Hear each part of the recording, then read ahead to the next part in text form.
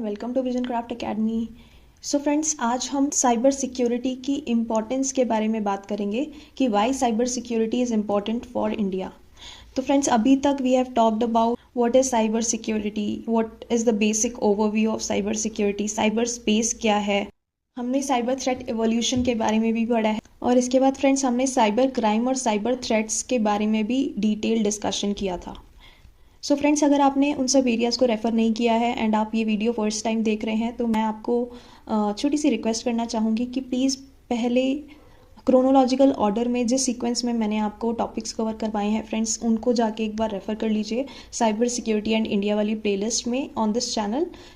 उसके बाद अगर आप आज वाली वीडियो देखेंगे then you will be able to connect the dots in a better way और आपको आज का टॉपिक बहुत अच्छे तरीके से समझ में आएगा। तो चलिए friends, without any further delay let's get started. So friends, why cyber security is important for India? One major reason to look at it is growing internet users. So 2019 की अगर हम बात करें तो there were close to 560 million internet users and अभी they are close to 700 million in 2023। Friends, जैसे जैसे internet users increase हो रहे हैं वैसे वैसे डिजिटल एडॉप्शन बढ़ रहा है and there is bulk generation of private data. That is the reason we need to protect the privacy and security of data, right? Because more and more people are using digital technologies, so there is a need to protect the data on the different digital platforms and there is a need for data privacy and security of data. Then friends, increase reliance on IT and internet. तो friends, जैसे कि आपको पता है कि India is aiming to become a $5 trillion economy and friends future में we will continue to progress and have a aim in mind with respect to our digital economy, with respect to our overall nations economy. Friends, जैसे जैसे पूरी दुनिया में digital revolution आ रहा है, जैसे जैसे इंडिया में डिजिटल रेवोल्यूशन आ रहा है, इसीलिए we need to have a robust cyber space in place.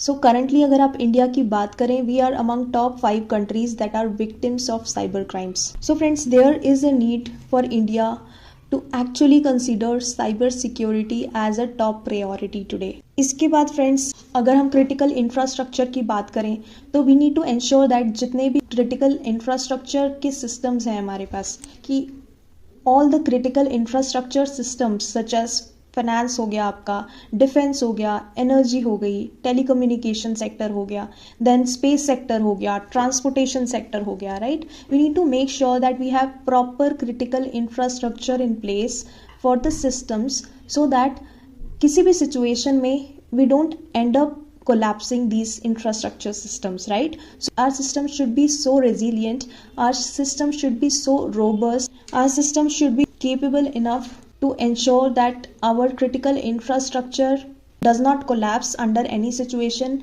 and remains safe in each and every situation. तो फ्रेंड्स, अब बात करते हैं गवर्नमेंट सर्विसेज एंड स्कीम्स की। तो जैसे कि आपको पता है, there are various government initiatives and schemes like Digital India, Make in India, Startup India, Smart Cities India, right? इन सारी गवर्नमेंट सर्विसेज एंड स्कीम्स की प्रोविजनिंग के लिए we need to ensure that कि our systems are robust enough and compliant enough to handle all the cyber security related challenges. तो friends, next is government's push towards digitalization. जैसे कि मैंने आपको बताया, like our government is actually pushing to digitalize India, to evolve India digitally, and इसके लिए we have various initiatives like Digital India, BharatNet program, digital wallets, payments, My Government platform, Umang app, etc. and so on that have been introduced by our government. Requires an effective cyber security policy in place so that our people, the citizens of India, can actually make use of all these platforms without worrying about security related concerns. So अगर हम next point की बात करें, that is about increasing rate of cyber crimes. तो friends, जैसे कि आपको पता है कि cyber crime in India is rapidly rising. There have been so many instances and according to estimates अगर हम देखें तो cyber crime in India has surged by 500% according to some estimates post coronavirus lockdown, right?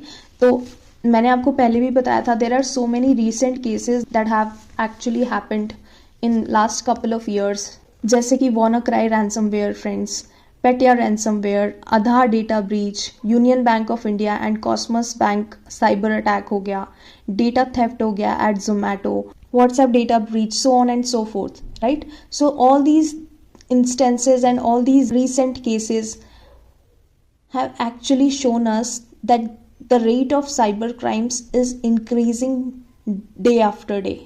तो friends, अगर हम India के respect में cyber crimes की बात करें तो 75% of cyber crimes are penetrated in India by outsiders. तो जब हम आउटसाइडर्स की बात करते हैं, they are transnational in nature. तो फ्रेंड्स, इससे आप समझ सकते हैं कि किस रेट पे cyber crimes are actually affecting our country and how important is cyber security in India.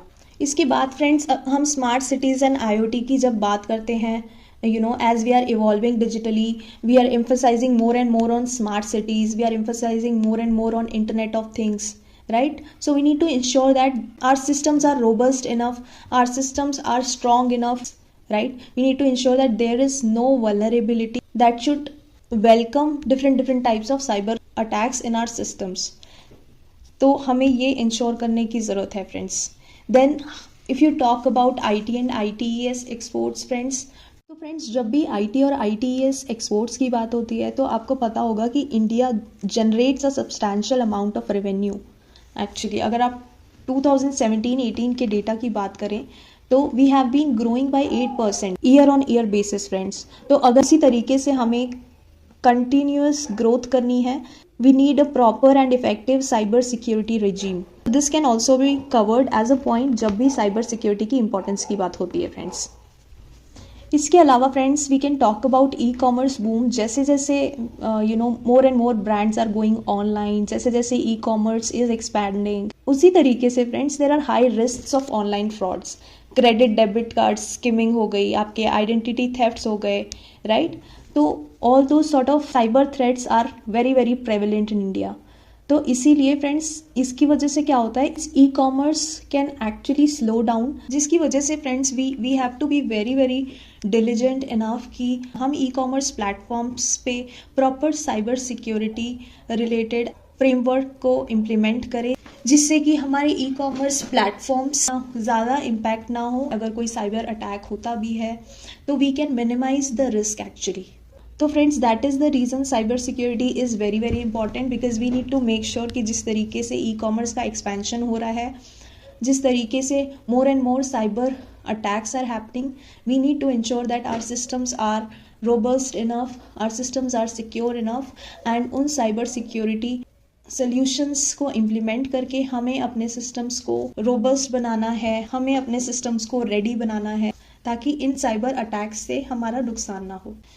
Next is terrorism friends. आपको पता है कि साइबर स्पेस की वजह से more and more terrorist groups are actually getting activated, because वो end to end अपने communication से लेके, चाहे आप प्लानिंग की बात कर लीजिए, चाहे कम्युनिकेशन की बात कर लीजिए, चाहे टेररिज्म को कमांड या कंट्रोल करना हो, या फिर फंडिंग करनी हो, या फिर लोगों की ब्रेन वॉशिंग करनी हो, हर तरीके से terrorist groups like ISIS, Al-Qaeda, they are making use of cyberspace for organized crime. जितनी भी लेफ्ट विंग एक्सट्रीमिज्म ऑर्गेनाइजेशंस हैं, वो ज़्यादा से ज़्यादा कोलैबोरेट कर पाती हैं, ज़्यादा से ज़्यादा लोगों से जुड़ पाती हैं, right? Which creates a big threat to national security. इसीलिए friends, we need to actually think in all different sort of directions, and that is the reason cyber security plays a vital role. Friends, आपको पता होगा IT outages के बारे में. कई बार ऐसी news पढ़ते होंगे आप कि ट्विटर या फिर व्हाट्सएप कुछ टाइम के लिए ठप हो गया, राइट? उसको कहते हैं आउटेज. बहुत बार तो ये आउटेज कंपनी की तरफ से ही होती है, जैसे कि ट्विटर या व्हाट्सएप कोई मेंटेनेंस एक्टिविटी कर रहे हैं. लेकिन बहुत बार ऐसा भी होता है कि हैकर्स या हैकिंग एक्टिविटीज़ की वजह से भी ये आउटेज की जाती है. मतलब कि इन प्लेटफॉर्म्स की सर्विसेज बहुत ज़्यादा हद तक प्रभावित हो जाती हैं, बहुत ज़्यादा हद तक इम्पैक्टेड हो जाती हैं friends, due to cyber attacks. तो फ्रेंड्स, अगर आप साइबर अटैक्स की बात करें इंडिया के रिस्पेक्ट में, तो रिस्क काफ़ी ज़्यादा इंक्रीज़ हुआ है आज के समय में. हेल्थ केयर सेक्टर में आप बात करें या एजुकेशन सेक्टर की बात करें, या if you talk about research, communication की बात करें या गवर्नमेंट डिपार्टमेंट्स की बात करें, इन सब एरियाज़ में, इन सब डिफरेंट सेक्टर्स में, सब डिपार्टमेंट्स में रिस्क काफ़ी ज़्यादा इंक्रीज़ हुआ है फ्रेंड्स। और ऐसा क्यों हुआ है? जैसे कि अगर आप बैंक्स की बात करें तो बैंक वालों को तो पता होता है कि अटैक हो सकता है, because they are more and more prone to these sort of attacks. तो वो क्या करते हैं, वो पहले से ही अलर्ट रहते हैं, वो पहले से ही सजग रहते हैं। लेकिन आपका हेल्थ केयर सेक्टर हो गया या एजुकेशन सेक्टर हो गया या रिसर्च सेक्टर हो गया, राइट, तो इनका ज़्यादा फोकस नहीं होता साइबर सिक्योरिटी पे, इसलिए ये सॉफ्ट टारगेट्स होते हैं। तो फ्रेंड्स अब आप देखिए कि जब से कोविड-19 की महामारी आई है, उसके बाद friends professionals are actually working from home, work from home ज़्यादा हो गया है, तो फिर अटैक की संभावनाएं, अटैक के चांसेस भी बहुत ज़्यादा बढ़ गए हैं। हर 10 सेकंड में एक साइबर अटैक हो रहा है, राइट। रैंसमवेयर जैसे अटैक्स ना सिर्फ सरकार को बल्कि छोटी छोटी फर्म्स को भी बहुत ज़्यादा प्रभावित कर रहे हैं, उन पे मेजर इम्पैक्ट डाल रहे हैं, यानी कि चैलेंजेस जो हैं वो काफ़ी बढ़ गए हैं फ्रेंड्स। तो फ्रेंड्स जैसे कि ये चैलेंज बड़ा है, इस वजह से जो साइबर सिक्योरिटी एक्सपर्ट्स हैं ना, उनको हैकर्स से, क्रिमिनल्स से 2 कदम आगे रहने की ज़रूरत है। साइबर अटैक से बचने के लिए दोनों तरीके की स्ट्रैटेजीज़ की आवश्यकता है फ्रेंड्स। फिर चाहे वो प्रिवेंटिव स्ट्रैटेजीज़ की बात करें आप या रिएक्टिव साइबर सिक्योरिटी स्ट्रैटेजीज़ की बात करें, both of them are very very important friends. तो प्रिवेंटिव स्ट्रैटेजी क्या होती है? प्रिवेंटिव स्ट्रैटेजी मीन्स कि वो सारे स्टेप्स उठाना, वो सारे उपाय करना ताकि ये इंश्योर किया जा सके कि साइबर अटैक हो ही ना, मतलब साइबर सिक्योरिटी में कोई लूप होल ना छोड़ना। We need to make sure that our systems are so robust कि उसमें कोई लूप होल ही ना हो। लेकिन देखिए फिर भी साइबर अटैक हो जाता है फ्रेंड्स, भले ही आप कितने ही प्रिवेंटिव मेजर्स ले लें, फिर भी साइबर अटैक हो जाए तो फ्रेंड्स उसके लिए तैयार रहने की ज़रूरत है डिफरेंट फॉर्म्स को, फिर चाहे वो प्राइवेट फॉर्म्स हो या गवर्नमेंट हो, राइट।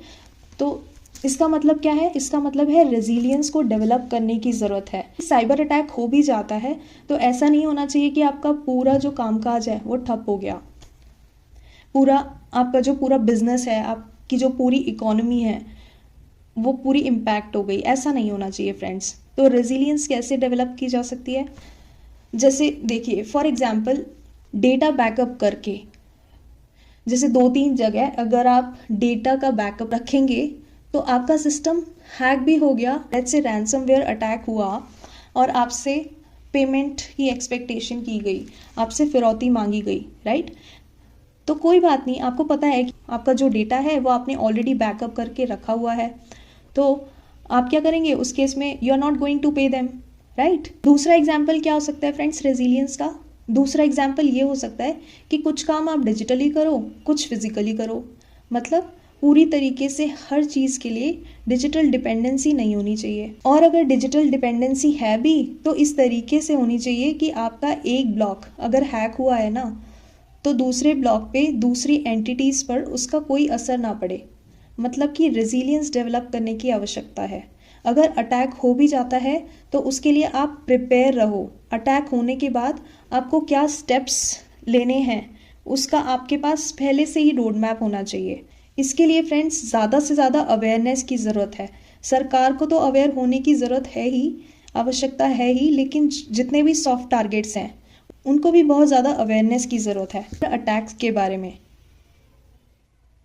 साइबर सिक्योरिटी प्रोसीजर्स के बारे में। तो फ्रेंड्स जितनी भी ये छोटी छोटी कंपनीज होती है ना, इनका प्रॉफिट भी छोटा ही होता है, they don't earn very big profit. तो क्या होता है, तो फ्रेंड्स इनका माइंडसेट क्या होता है कि ये ना ज़्यादा इन्वेस्ट नहीं करते साइबर सिक्योरिटी में, they are sort of reluctant. But एक बार साइबर अटैक हो गया ना तो उनकी बरसों की मेहनत चली जाती है। तो फ्रेंड्स जितनी भी ये छोटी छोटी कंपनीज़ हैं ना, जितनी भी ये छोटी छोटी फर्म्स हैं, उनको ये समझने की ज़रूरत है कि वो पूरी तरीके से साइबर सिक्योरिटी को इग्नोर ना करें, बिकॉज अगर साइबर अटैक एक बार हो गया ना फ्रेंड्स तो फिर it will lead to very very big cost for them. Friends that is the reason we need to make sure कि we are considering cyber security as one of the top priorities. Because friends आजकल के time में जितना खतरा हमें terrorism से है ना फ्रेंड्स, उससे कई ज़्यादा खतरा हमें साइबर अटैक्स से है। Because India is transforming, we are evolving into a digital economy. तो फ्रेंड्स जब भी कोई भी देश डिजिटली अपने आप को डेवलप करता है उस time they need to make sure कि they have proper cyber security aspects also taken into consideration, जिससे किसी भी तरीके से इंफॉर्मेशन ब्रीच या डेटा ब्रीच ना हो पाए।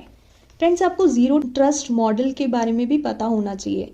तो जो भी स्टेक होल्डर्स होते हैं ना, मान लीजिए किसी भी कंपनी में जिन जिन पर्सन्स के पास या जिन जिन लोगों के पास डेटा का एक्सेस है ना, इससे पहले कि वो इस डेटा को एक्सेस कर सकें, स्ट्रिक्ट वेरिफिकेशन, स्ट्रिक्ट ऑथेंटिकेशन, ताकि कोई भी ऐसा पर्सन जो ऑथराइज नहीं है वो डेटा को किसी भी तरीके से एक्सेस ना कर पाए, डेटा को कॉम्प्रोमाइज होने से रोका जा सके। So friends, this is called zero trust model. Most of the organizations are actually implementing zero trust model. So आप इसको ध्यान रख सकते हैं कि एक्चुअल में जीरो ट्रस्ट मॉडल होता क्या है। तो फ्रेंड्स, जैसे कि इस केस में साइबर सिक्योरिटी की इम्पोर्टेंस से रिलेटेड पॉइंटर्स को मैंने ऑलरेडी आपको फ्रेम करके दे दिया है माइक्रो डायग्राम की फॉर्म में, जिसको आप एग्जाम में एज इट इज़ यूज़ कर सकते हैं। लेकिन फ्रेंड्स, लेट्स से आगे के लिए किसी भी टॉपिक का इम्पोर्टेंस आ जाए अगर एग्ज़ाम में आपके, और फ्रेंड्स आपसे पॉइंट जनरेशन ना हो, तो आप ना स्टेक होल्डर उठा लीजिए। Stakeholder in this case is government, right? Then we have citizens या फिर people of India, right? Then we have economy as one stakeholder, we have corporates as one stakeholder, right? Then we have international agreements as one stakeholder in this case, या फिर one of the stakeholder can be miscellaneous. तो friends, अगर मैं आपको इन points के respect में बताऊं friends, तो इन पॉइंट्स के रिस्पेक्ट में क्रिटिकल इंफ्रास्ट्रक्चर जिसकी हमने बात करी, क्रिटिकल इंफ्रास्ट्रक्चर को सेव करना, तो ये मिसलेनियस में चला जाएगा, right? Government services and schemes, ये गवर्नमेंट में चला जाएगा। गवर्नमेंट पुश टुवर्ड्स डिजिटलाइजेशन, ये भी गवर्नमेंट में चला जाएगा, right? Increasing rate of cyber crimes, ये मिसलेनियस में चला जाएगा। साइबर सिक्योरिटी, साइबर सेफ्टी में, राइट? स्मार्ट सिटीज, IoT, ये इकोनॉमी में चला जाएगा। IT, ITES एक्सपोर्ट्स, ये भी इकोनॉमी में चला जाएगा। ई-कॉमर्स बूम, ये भी इकोनॉमी में चला जाएगा। तो फ्रेंड्स, इस तरीके से ना आप स्टेक होल्डर्स को माइंड में रख के भी अपने आप से पॉइंट्स को जनरेट कर सकते हैं, right? Points generation can be done considering different types of stakeholders related to that particular topic. तो फ्रेंड्स, ये एक टिप थी मेरी तरफ से आपके लिए, सो दैट अगर एग्ज़ाम में आपके पास कोई क्वेश्चन आता है and that is entirely new to you, तो फ्रेंड्स इस तरीके से आप स्टेक होल्डर्स सोच के then you can draft the importance of that particular topic in your examination centre. तो फ्रेंड्स, आई होप कि यू हैव अंडरस्टूड कि साइबर सिक्योरिटी इतनी इम्पॉर्टेंट क्यों है हमारे देश के लिए, या फिर अगर आप जेनरिक सेंस में भी बात करें तो साइबर सिक्योरिटी एक्चुअल में इम्पॉर्टेंट क्यों है। I hope you have understood. If you have any questions you can reach out to us using comment section. इसके अलावा friends, you can drop a note to the email address that is mentioned on the screen. So I hope friends आप अपना revision time पे कर रहे होंगे and आप साथ साथ में नोट मेकिंग भी कर रहे होंगे। तो please don't compromise in these two areas, and बाकी चीज़ों की फ्रेंड्स आप चिंता मत करिए, बिकॉज टॉपिक वाइज कवरेज को इंश्योर करना is on vision Craft academy. Friends, बने रहिए हमारे साथ, मिलते हैं नेक्स्ट लेक्चर में। तब तक के लिए थैंक यू, टेक केयर।